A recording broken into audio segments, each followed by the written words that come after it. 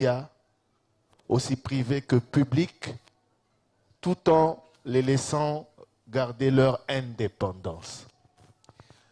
Merci. Avant de répondre à votre question, je voudrais d'abord présenter mes excuses à mes co-débatteurs ainsi qu'à ceux qui sont dans la salle, parce que vous avez suivi ce matin qu'un de nos collègues, en l'occurrence ancien ministre honoraire de Transport et député, a été assassiné dans des conditions qu'il faut élucider.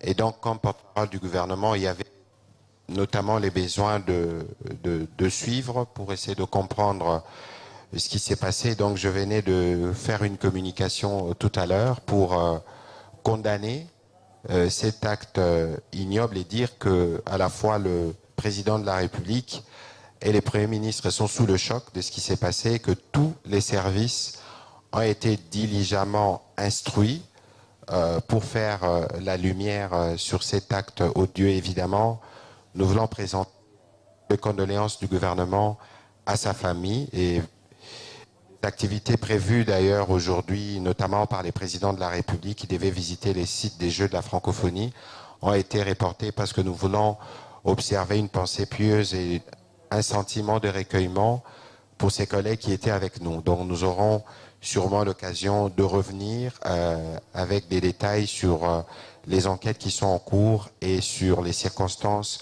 de sa tragique disparition. Et donc voilà, cela étant dit, je pense que